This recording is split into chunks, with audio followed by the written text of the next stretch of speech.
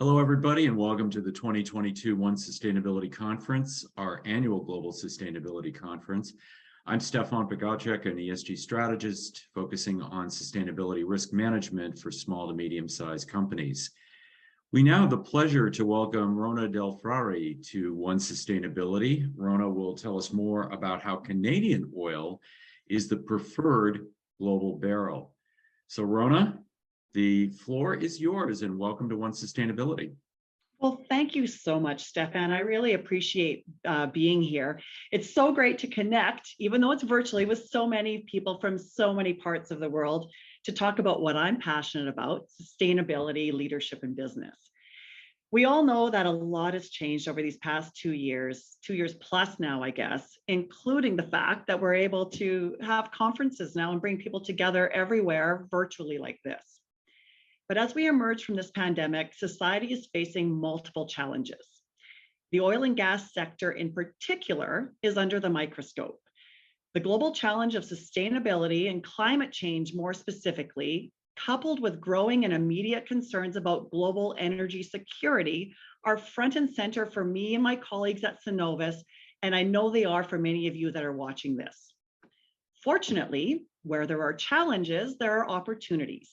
And especially in my viewpoint, and I hopefully in your viewpoint as well by the end of this, opportunities for the Canadian oil and gas sector to deliver clean, reliable energy that the world needs. So during this week-long conference, you're hearing from many people and organizations who are taking meaningful steps towards a more sustainable world. They're doing that through technology, through food and renewables like wind and solar. My intent this morning is to address what I'm sure at least some of you may be thinking: why am I sitting here listening to an oil and gas executive talk to me about energy transition and a lower carbon world?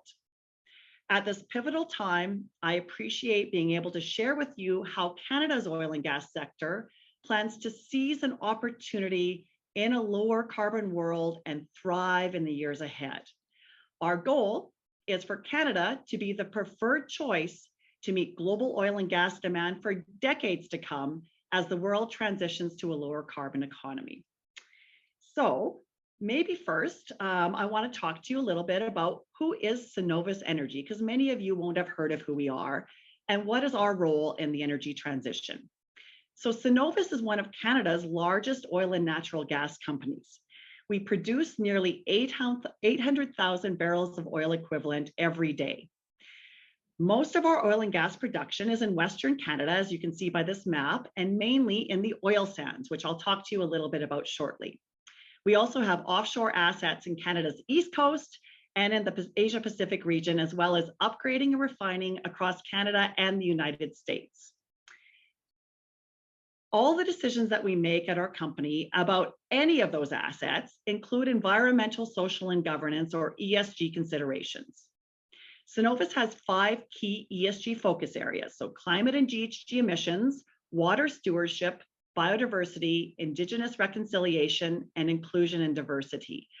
As the Chief Sustainability Officer of Synovus, I oversee the work that we do for all of those areas and making sure it's integrated into our business.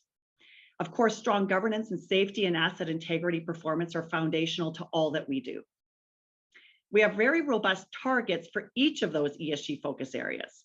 Those targets are embedded in our business planning, our capital allocation process, and in our strategy.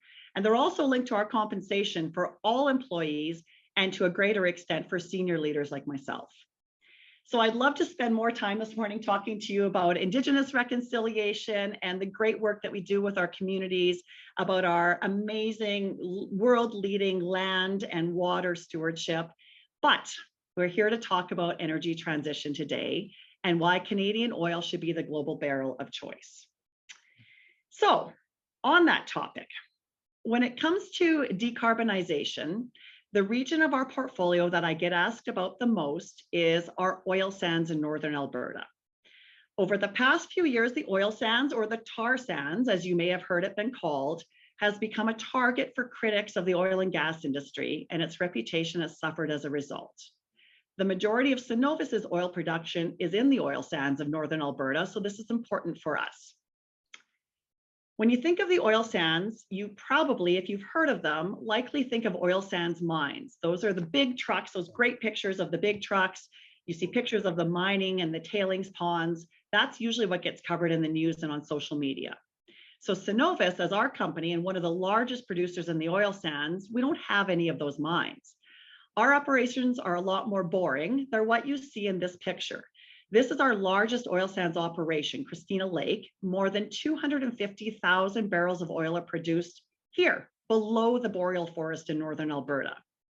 In fact, only about 20% of the oil sands resource is close enough to the surface to be mined. The other 80% is hundreds of meters, hundreds of feet, for those of you in the United States, underground. It's very, very, very thick oil, something like molasses. In Canada, we like to say it's as hard as a hockey puck. So to pump it out of the ground, we need to soften it so that it can flow. It doesn't just pump, it's too thick to be pumped. You have to soften it to flow. Some smart people a few decades ago just decided the best way to do that was to use advanced drilling techniques to inject steam, as you're seeing here in this graph, deep under the ground. This type of production is called in situ. That references that the oil is separated from the sand underground or in place. And the method that we use to do that is called steam-assisted gravity drainage, which seems to make sense. So I'm explaining all of this technical stuff about the oil sands because the key criticism of the oil sands is that they are emissions intense. With in situ production, we boil that salty water to make our steam. We don't really use very much fresh water at all. We have deep underground aquifers that are very brackish or salty, and that's the type of water that we use, and we recycle it over and over again. But the boiling of that water to make the steam to produce our oil, that's the source of our emissions. The emissions from the combustion is the challenge that we face at our oil sands operations. Methane emissions, as an aside, are not actually an issue at the type of oil sands facilities that we operate. Methane emissions across the global oil and gas sector are a significant cause of the GHG emissions from oil and gas. We don't have a methane problem. Only a fraction of 1% of the emissions from our oil sands operations are from methane. What we do have is a CO2 challenge. In fact, about 10% of Canada's total emissions come from the oil sands. Now, Canada overall is about 1.5% of global emissions, and of that 1.5% of global emissions, about 10% of that is from the oil sands. So we've clearly identified the problem, and now we plan to turn that into an opportunity. Study after study by independent researchers and analysts shows that the Canadian energy sector is ranked best in the world when it comes to ESG. This chart just shows an example that compares the different oil reserves, proved reserves with those diamonds versus the rankings when it comes to ESG of the top oil producing jurisdictions in the world.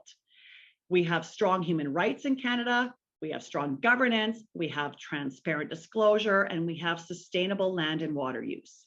Our area of challenge, once again, as I mentioned, has been emissions, and we're determined to make that challenge a thing of the past. So Synovus and our Canadian peers have an ambition, and that ambition is backed by a solid plan to get to net zero emissions from oil sands production by 2050. Net zero by 2050 across the entire oil sands sector. And keep in mind, the oil sands is the vast majority of production in Canada. By doing that, we feel that we're going to earn our right to provide the reliable and affordable energy supply that's needed to meet the demand in a lower carbon world. To be clear, oil will still play a role in that lower carbon future.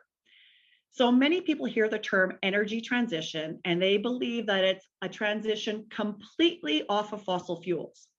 I have yet to see a credible forecast that shows zero oil and gas demand in 2050.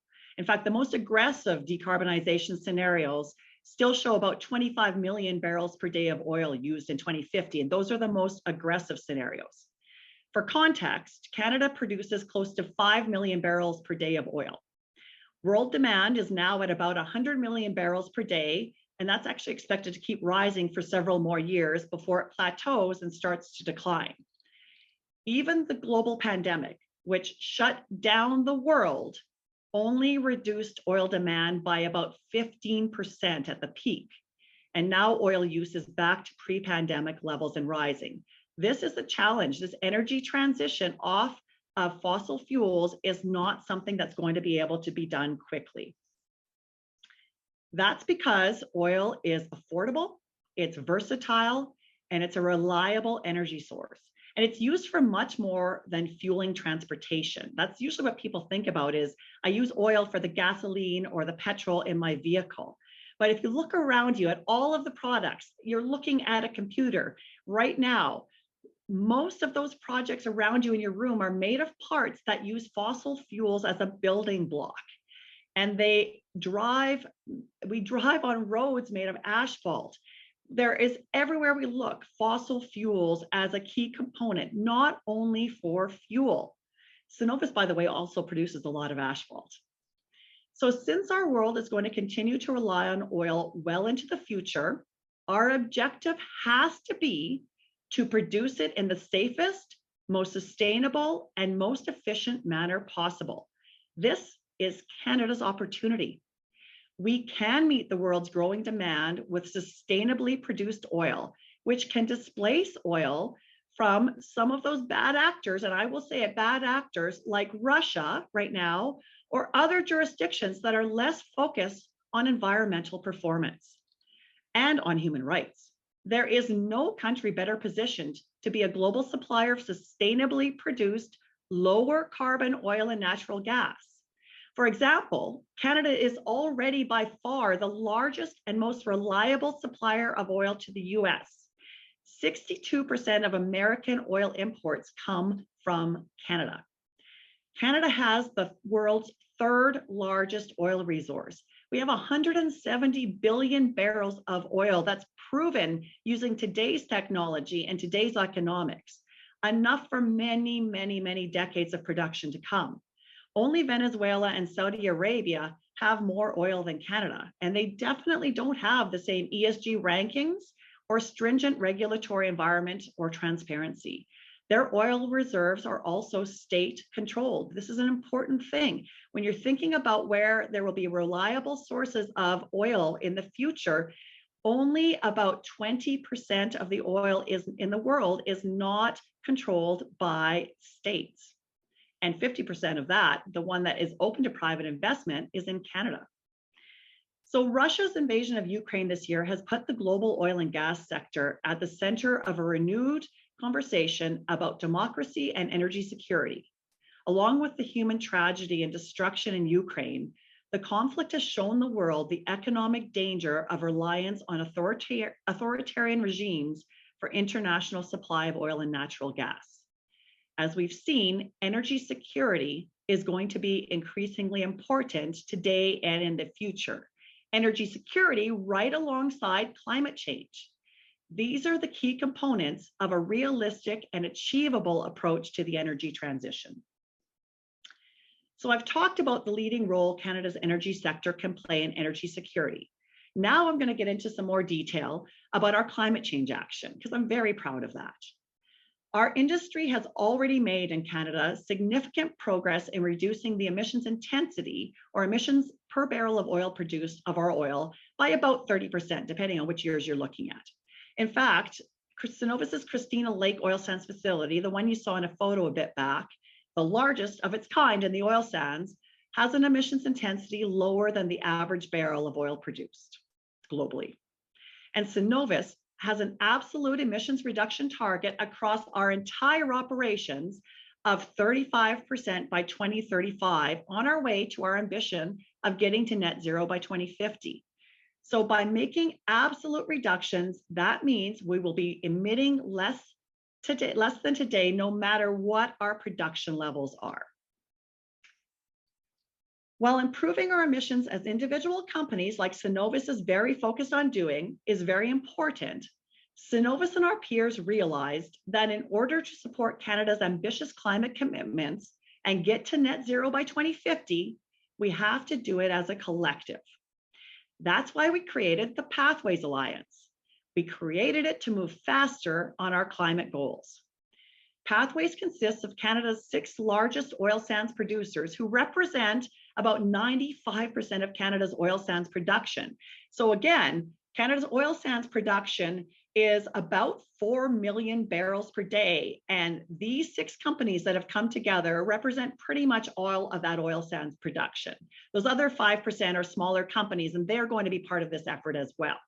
So the members are Synovus, Canadian Natural Resources, ConocoPhillips Canada, Imperial, Meg Energy, and Suncor Energy.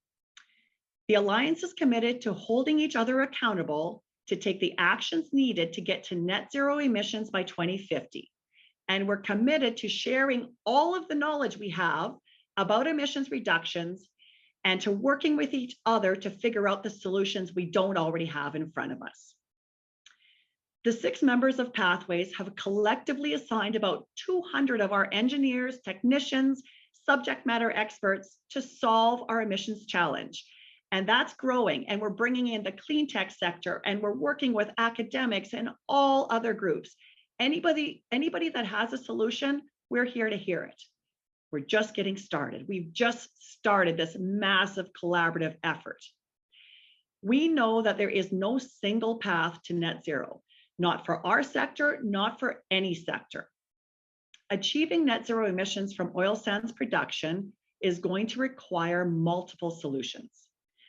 We're working on deploying existing technologies such as carbon capture and storage, or CCS, at a scale that's never before been seen in the world. We're also advancing other technologies such as potentially small modular nuclear reactors, hydrogen, and direct air capture. The Alliance has laid out a detailed plan that you're seeing here of what we expect to achieve over the next 3 decades, reducing roughly 1/3 of our total emissions in each decade on the way to net zero by 2050. In these initial years on the way to 2030, we're setting the foundation with feasibility studies, pilots, and research, while also eliminating a significant amount of emissions. Much of that early stage work that we need to do to get to net zero by 2050 is already well underway. So we have a target of reducing about 22 megatons, or 22 million tons of emissions in the oil sands by 2030. That's almost 30% of our total emissions. And it's an aggressive target. We're already sitting almost at 2023 now. It's not that far away. Our industry has already spent billions of dollars to reduce emissions. To reach our net zero goals, we will be investing billions more, including $24 billion on CCS and other emissions reduction projects in just that first stage to 2030. Since CCS is a proven solution that many of our Pathways companies, including Synovus, already have a lot of experience with, that's expected to account for a significant amount of our reductions, especially in the earlier days. Western Canada's geology has been identified as one of the best geological formations in the world for storing carbon. That is another competitive advantage for us as we decarbonize. You'll have to excuse my voice a little bit. I had laryngitis recently and I'm still recovering. Our proposed foundational project is a CCS network that you're seeing here. It's anchored by a pipeline which would gather captured CO2 from about 20 oil sands facilities and transport it to a hub in the Cold Lake area of northern Alberta, where it would be stored safely and permanently underground. The CO2 line would also be available to other industries in the region that are interested in participating in capturing CO2. Our goal here is not to make money through this. Our goal is to help Canada achieve its GHG targets. So we're going full throttle to advance the Pathways Alliance goals. It's such a priority for our companies. Listen to this, our CEOs of each of those 6 companies, these are multi-billion-dollar companies. Those CEOs, along with the steering committee members, which I am a part of, meet every Friday morning at 7 a.m. Tomorrow morning, that's where I'm going to be at 7 a.m. Mountain Time on a meeting about the Pathways Alliance and progressing our goals. The fact that the CEOs of Canada's largest energy companies commit to these weekly meetings shows the level of commitment from our companies to achieving this decarbonization goal. There is no other example of a collaborative effort of this level. We are fierce competitors, but we're working together on this shared goal, a goal that is good for our sector, for our companies, for Canada, and for the world, climate leadership. So all of this brings me back to where I started, with the belief that Canada's energy sector has a huge opportunity as a climate change leader that others around the world, possibly some of you on this call, on this session, can look to as an example of how competitors, can collaborate with each other and with governments, because we're working closely with governments to make sure that the right policy and the right fiscal environment is in place for us to progress this. How we can work as competitors together with government to solve one of the greatest challenges of our times. I can tell you that that dirty oil label, that one that keeps getting pasted on us in this industry in Canada, we're done with it. We are done with it. We are taking action to get rid of that label. We've already proven ourselves to be sustainability leaders in every other aspect of ESG. And now we're addressing head on that one major criticism that's left, the GHG emissions. We expect to be held accountable for what I've laid out, that plan that I've shown you, where we expect you to all as stakeholders and as peers and as interested parties, hold us accountable for achieving what we've set out to do. And with that, if we have time, I am happy to take any questions. Well, gee, Rona, it's too bad that you don't feel passionate about this subject, because it's so disappointing. You know what? This is the most exciting thing. And you can see by my wrinkles, I'm not a youngin'. And this is one of the most exciting things that I've been able to work on in my entire career. I tell you, 6 majorly large companies coming together and working with government, working with the clean tech sector to solve not just energy security for the world, but to solve climate change. What more in a career could you be asked to be playing a lead role in working on? No question about it. And I want to go to this commitment in the Pathways Alliance and ask, during these discussions, has there been any thought to doing some financial analysis about investing in clean technologies that can sit side by side with this oil transition? So I don't think anyone is going to disagree with you that this transition to a renewable energy economy is going to take decades. It's not going to happen overnight. We know this. But it can be accelerated because of the power, the financial power and the political power that your companies, this pathway of companies in Canada holds. You know, it's clear. So I'm wondering if there's been any discussion around this, and if so, what commitment can you make that you can demonstrate further sustainability towards this net zero pledge? Yeah, that's a good question, Stefan. It's something that we work on all of the time as companies, as Synovus, and as companies here in Canada. In fact, an interesting piece of information that most people don't know, even in Canada, is that the oil and gas sector is by far the largest investor in clean tech in Canada, and the largest investor in environmental services as well. And so we absolutely, while we strongly believe as Synovus that we are going to be an oil and gas producer with this amazing resource that we have to provide energy that the world needs for many decades. There's no exploration risk in the oil sands. We've already built the big plants. Now it's very low cost to sustain that oil production for many decades. But at the same time, we are investing in other clean tech. So, one of the examples I used is direct air capture. So that's something that Synovus and our peers through the Pathways Alliance are very interested in. And it's one of the things along the way that we're investigating. How do we help progress? How do we team up with the developers of these technologies to team up to really get them to that commercial stage? Because that's often what happens, is there's a challenge from the people that have the ideas and commercializing them. So being able to pair up with us as large companies to really commercialize these opportunities, that's a big deal. Synovus and Suncor, one of our Pathways peers, have started up a venture capital fund called Evoke. And what Evoke does, it looks for clean tech opportunities right from the wellhead all the way through to the end use. And so we're putting millions of dollars to make sure that some of those early technologies have a way to get off the ground as we look at what the future of the energy transition brings.